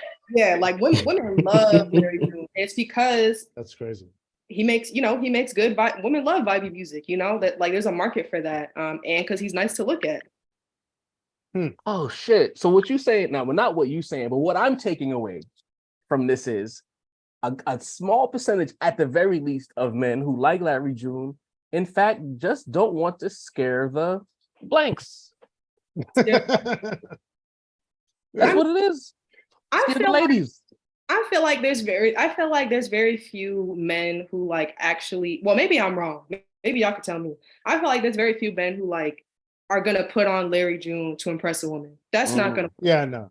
You gotta put on like Azalea Banks or some shit like that. I ain't doing that either. I mean, but if you get the right, if you meet a young lady who loves hip hop, who's tapped in, and that Larry June come on it, that's some points. You know what I mean? Not for me, but yeah, I see what you mean.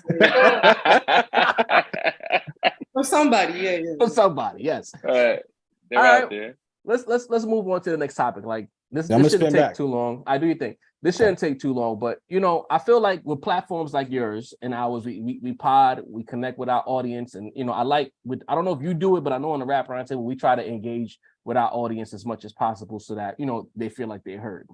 In the past, you know, you had your source magazines, your double XLs, who were even like to a lesser degree, like in the internet age, hip hop, DX, so on and so forth. Where album ratings matter. Like we went to those platforms to see what they said about the album before we bought it or downloaded, streamed it, or whatever.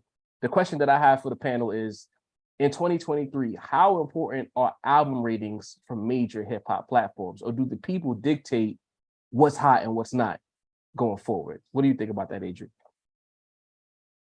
I think, in essence, they shouldn't matter that much. I feel like whether we're talking about major publications, you know, social media platforms, that should be secondary to complement the opinion that you've already formed with your own independent thought. But unfortunately, that's just not how it actually works.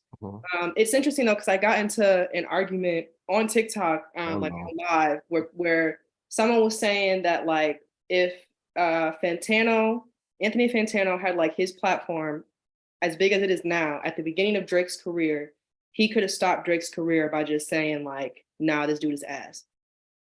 I personally think that is putting way too much faith into the hands of like one person. I also just don't think that's true. Like, even if that did happen, I just don't think that like the voice of one person or one publication is enough to ruin somebody's career.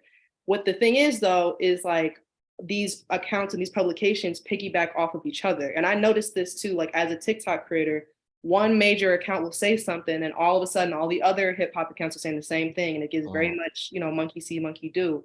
That's when it becomes like a domino effect and everybody else is like also repeating the same things and everything just becomes a big echo chamber and nobody's actually developing their own opinions. So like, yes, they do have a big voice in it, But at the end of the day, it's the consumer's responsibility, like as a whole and as individuals, to like just think with your own brain. Like we only give them as much power as we decide, you know, if we decide to turn our brains off, they have all the power. If we just decide to have an original opinion, that's it. It's clip. They can't tell us what's hot and what's not. Sam, what do you think, bro? I think and I keep coming back to sort of the same crux, the same catalyst. I think the internet has changed too much. You know what I mean? Like back in the day, you know what I mean? And we're here at the Rap Roundtable, we're old enough to remember like the source. I'm probably the oldest one at the table. Not probably, I am the oldest one at the table. So like I remember when like,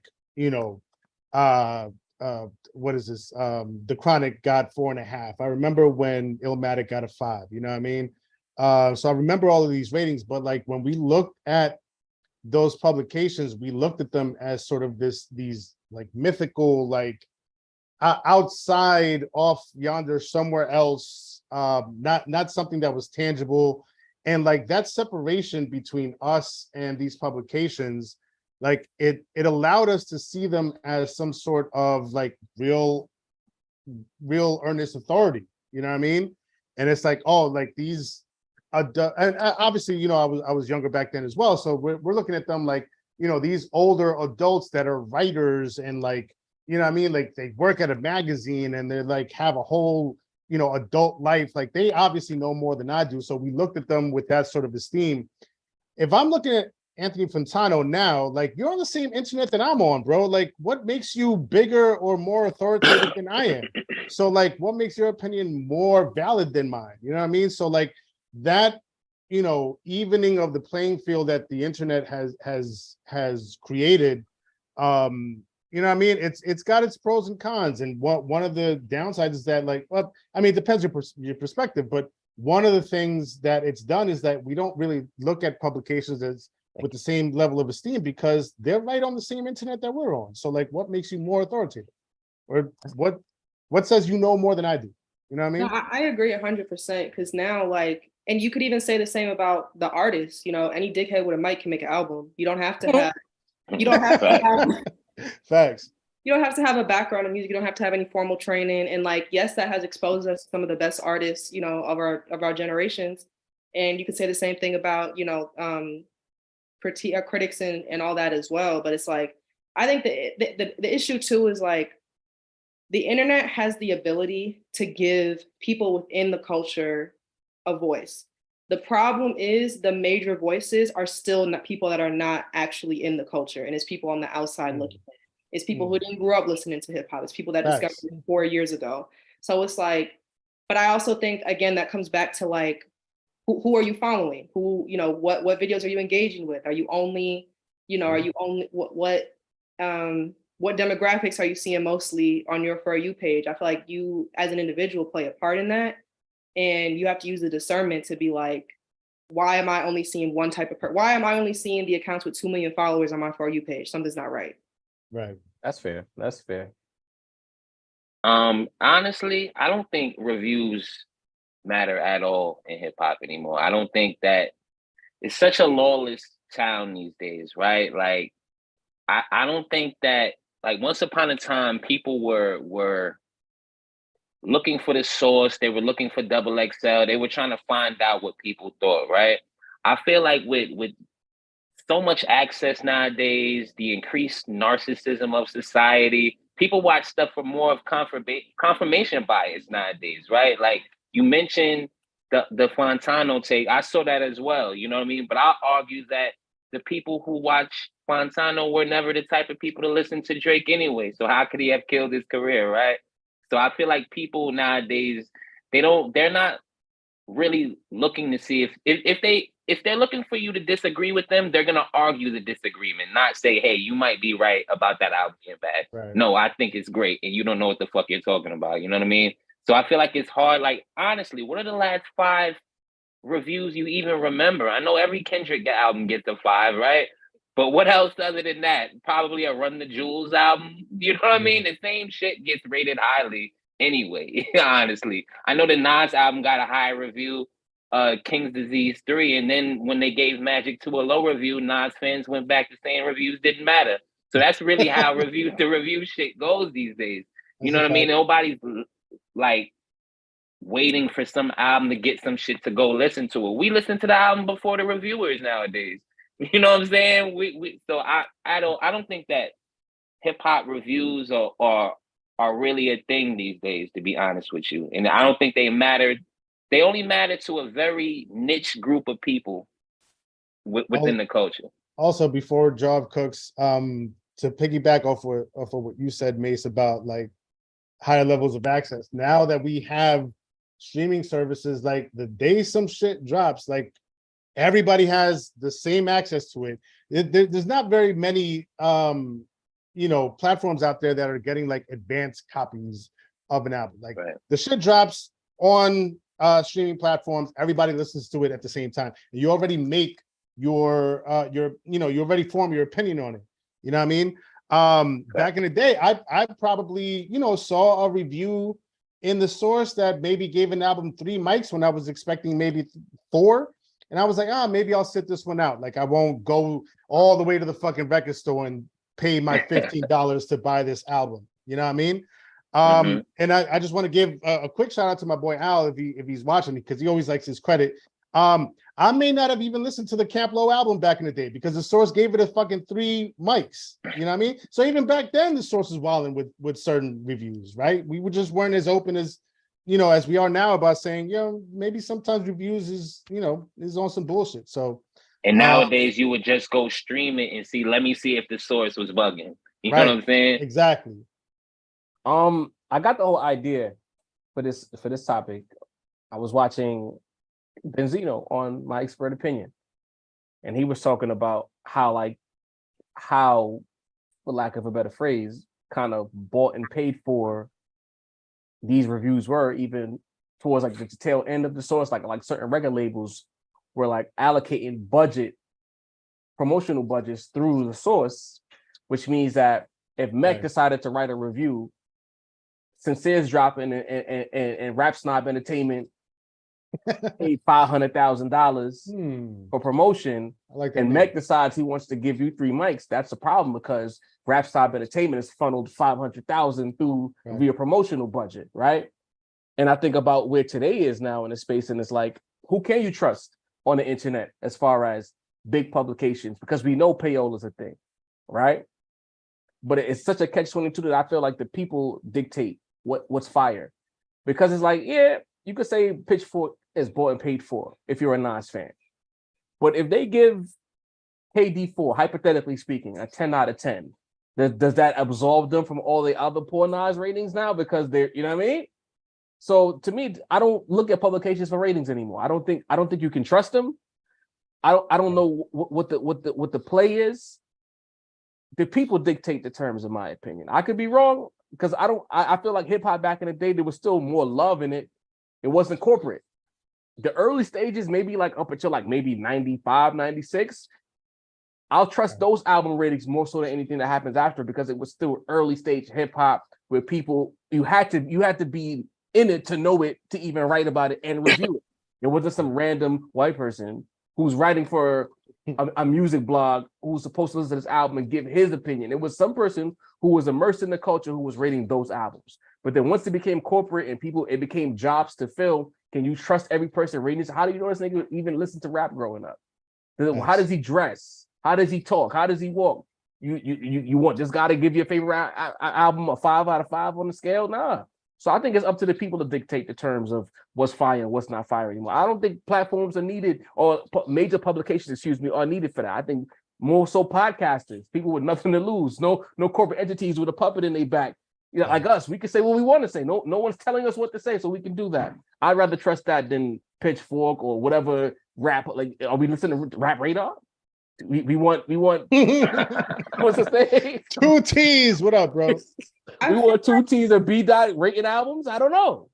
I feel like the only distinction is that some reviewers, and when I say some, I mean like between publications, social media, podcasts, whatever. some reviewers have a more like in-depth knowledge of just music as a whole, music history, to where they can provide context to things that might, you know, shed a different perspective on an album that you didn't consider before. They might think of it like more, you know, they just might, they can put it in terms that are actually beneficial to where you're actually learning something, or actually like it's benefiting you without feeding you an opinion. And I feel like that's my main issue with a lot of, you know, music reviews. It's too much based on this is my personal taste versus is this something that's well made, and is this like an objective review. Now, obviously, there's no such thing as a completely objective review because we're all humans and we all have subjective opinions. Right. But I feel like some people are better than others at being able to distinguish between the two and being able to push the more like fair and not biased stuff forward. And that's because they have a background in music and media and hip hop, whatever. Whereas, you know, a person that's just like, that just gains a platform off of being controversial or being the loudest or by being the funniest, like it's literally just their opinion. And that's fine, but it's not fine because people take that to heart and people take those subjective opinions and use them as objective standards. Respectfully. Dina, you got anything to add to this topic? We don't need that anymore, bro. I feel like everyone has what they know they love now. You know, I feel like as we were growing up, we kind of had to learn the sound. I feel like the sound is so forced on you now. So you kind of get embedded with a sound. That's your sound now.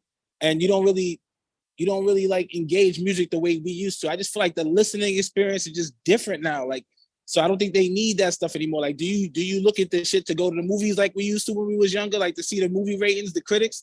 We don't do that shit. You know what I'm saying? We just go to movies we see for ourselves because we, like you said, it could be biased. There's been plenty of movies that were exceptional that got really low ratings. There's been plenty of movies that were trash and got high ratings. So people they doing their own thing now. People are thinking on their own. Well, not thinking on their own, but still thinking on their own at the same time. There's a lot of robot shit out here too. No, I think what you're saying. It's funny that you mentioned that. Because I remember when Black Adam was coming out, like Warner Brothers literally paid people to give positive Rotten Tomatoes reviews. Like they literally had bots or paid people to review it positively. So it just shows you like what can you really trust in the internet space. Like to me, it's the people, and you got to be like she made a point. Adrian made a point about the echo chamber.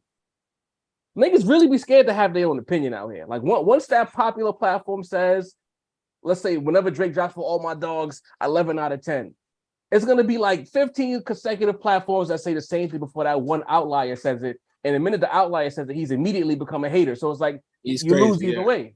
You know what I mean? All right. Last but not least, it was supposed to be a Griselda summer. I look on my phone. There's outside of Conway, who dropped, I want to say late spring. There's been no Griselda this summer. We know we had the Kiss the Ring tour. Adrian, you were at that show. Shout out to you. You know what I mean? You got to see the people perform and do their thing.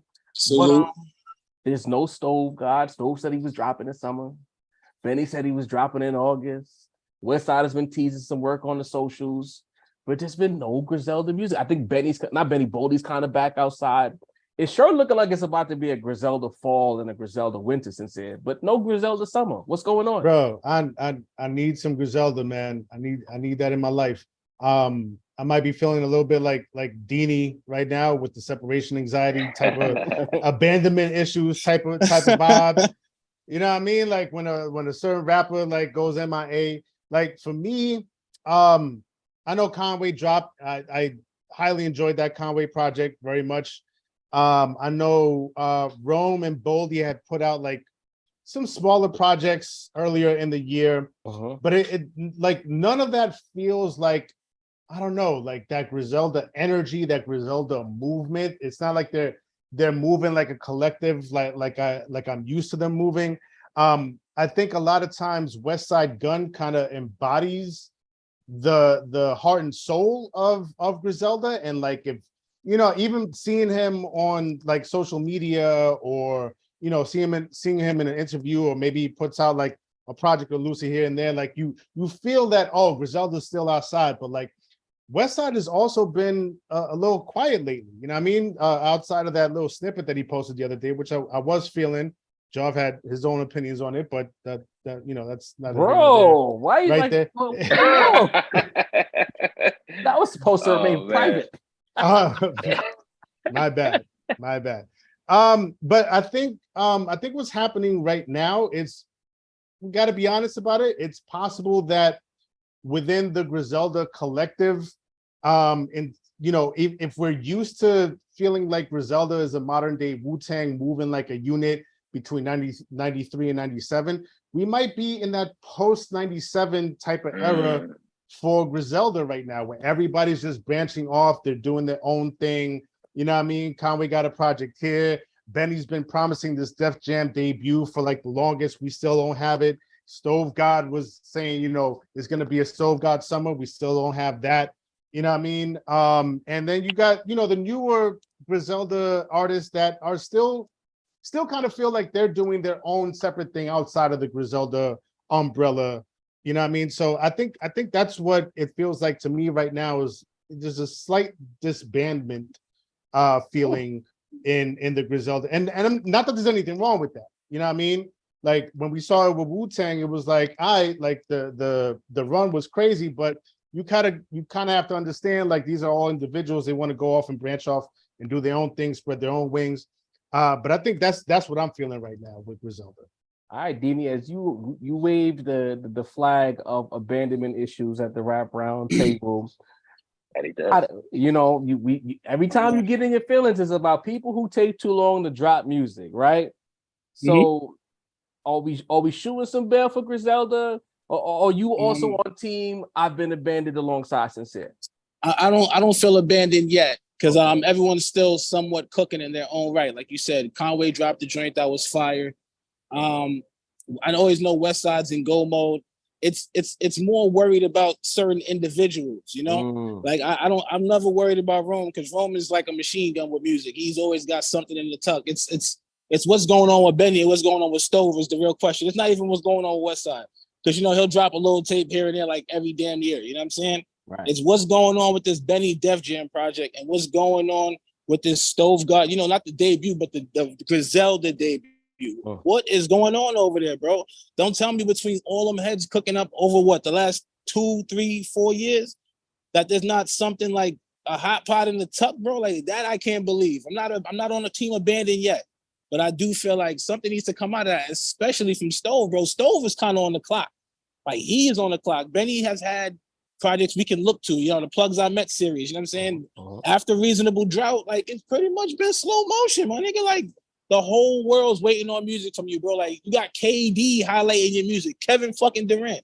You know what I'm saying? The world knows you're nice, bro. Like, what are we doing out here? Where's the music? Don't 3 stacks on me, bro. Don't do it.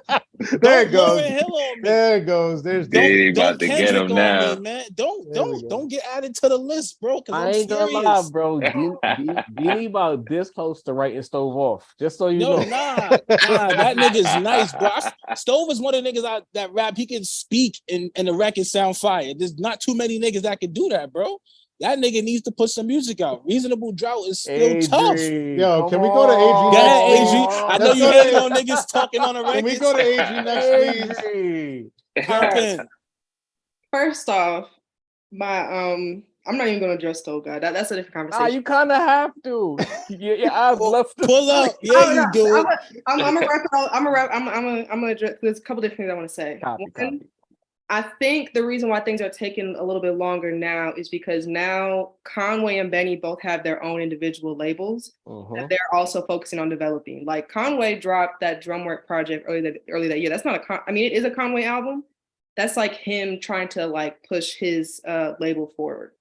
Benny, they dropped BSF dropped Long Live DJ Shay late last year, I think. And him and Fuego Bass were on a tour earlier this year. So he's focusing on developing them. West Side Gun, I don't know, he be having his hands all over the place, right? So I think because they're branching out a little bit more. Also, they're under different management now. So like I agree with that Wu-Tang analogy that their like 93 to 97 run was kind of like 28 to 2022. But at the tail end of 2019 is when Benny and West Side Gun started getting managed by Rock Nation. So they're still newly under new management. And Conway isn't even under the Griselda label anymore. So there's just so many moving pieces and so many different like logistical parts happening that I think that's why it's been a little bit of a pause. But honestly, I would almost prefer to go the rest of the year without a Griselda album because I want the album to be good. And I personally think that when you're volume shooting and you're dropping, you know, multiple albums a year, I honestly think it shouldn't be normalized for an album to drop every single year for every single artist. I think two to three, maybe 4 years, depending on how big you are, should be like the sweet spot. Because I'd rather wait a little bit longer and have that shit be dope than have an album every year and half of them is skips. So I would much rather, because even like Stove God, if we're being honest, Peace Fly God, yes, that was a West Side Gun album, but that was like Stove was on half of that album. So it's not like he hasn't been in the studio, he's just been on other people's songs. So I would much prefer if none of them dropped for the rest of the year and they was really putting their heads down and like putting out like real something better. Because honestly, most of the albums that dropped this year and last year were like just okay to me. Compared to that like 2018 to 2020 run, compared to that, there hasn't been an album since like Super Tecmo Bow that like really blew me away. I was like, damn, this shit is gas front to back. I need that from them, so I'm gonna give them their time to actually come up with that. Also, Conway was just in just like broke his leg or something. Boldy like got in a car accident. He still got CT. He's been bugging on Instagram. So it's like I'm gonna give them their time because I'd rather wait. Yeah, CT. He got to because he's been tripping on Instagram ever since then. But I'd rather wait another year and have it be radio silent or just be features than have a mid album come out and then be disappointed. I respect it, but just stop telling niggas it's gonna be a Stove summer then. I respect That's it. True. You know what I'm saying? That's true. I mean, things happen though. The creative process is gonna create. But Mace, we know how you feel about Griselda. So I kind of was trying to keep you out the way with this segment. You know what I mean? But I was gonna say me clean up on Griselda is a bad move. No, I'm coming through. I'm gonna clean it up. That's why I say I'll five. Right, you know what I mean? What you got for us though? Nah, like basically, I was feeling the same way that AG was feeling. Like they basically been dropping shit with they other groups recently, right? That's what we know about it.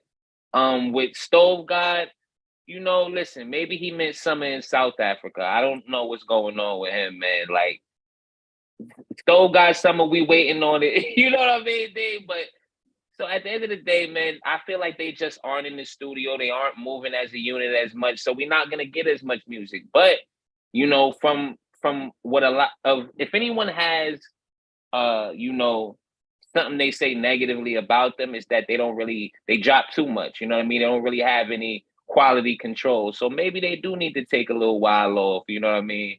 Try to, you know, put their best foot forward. Now, if the problem is that they keep announcing shit is going to drop and pushing it back, that's a bad look. You know what I mean? Just shut the fuck up for a little while. You know what I mean? Somebody take Westside's Twitter password. You know what I mean? And you know what I mean? We'd be good to go. So listen, that shit was bad 20 years ago. We hated it back then. Yeah. It's even worse now, bro. Like, just surprise drop and everybody's on it. Like, you ain't got to announce it and then push it back. What the fuck? And that's the thing. I think what I'll say is from Griselda's perspective, I know like the last time we talked about this, we probably were a little bit hard on them, you know what I mean? But I'll say that they've suffered from success. You know, like you think about that run from 20, I think you said 2018 to 2022. Like what they did, it's hard to argue with it. You know what I mean? They put the numbers on the board up. Like it's immaculate. The music was there. But I think when you get so much success, you get the industry cosigns, you get the Rock Nation managements, you get the shady deals, you just keep constantly going. Then that means the interview requests increase. You're going on all these various different platforms, etc. You're doing the big show stages. You're doing your Rolling Louds. The festival run that they were on is basically what I'm trying to get at. At a certain point, you kind of have to take a step back. And I think as a collective, the Griselda collective, not the side branches, the BSF, the Drumworks, etc., but the Griselda collective, you got to make niggas miss you a little bit. And I think that's where we at right now. Like, I agree with Mace. Like, don't make any announcements. I felt like Benny probably feels a different pressure because of what the Def Jam deal represents to Griselda and the fact that this last project did produce the first gold record for the Griselda collective in totality. but silence is the best friend. Make niggas miss you. I think in a certain kind of a way, they're raising their value by not putting out so much, because now you get to look around and say, without these guys dropping as much as they drop, look at what the space sounds like. Look at what the space looks like. Because not many people were saying what we were saying maybe 2 years ago, that Griselda is a big component for why lyrical rappers able to, make a comeback on the internet. Now you take them away, and we've been saying most of this year. This year's been kind of dry. We out here celebrating Larry June projects. You think a Larry June project would have been able to eat at peak Griselda? Hell no. Larry June sneak attack, bro. You know what I'm saying? No, but it's real shit. If you had some fire from Benny, some fire from West, some fire from Conway, are we talking about Larry June be an album of the year? Absolutely not. Like, no way. That's crazy. You know what I'm saying? So with that being said, I think they're suffering from success.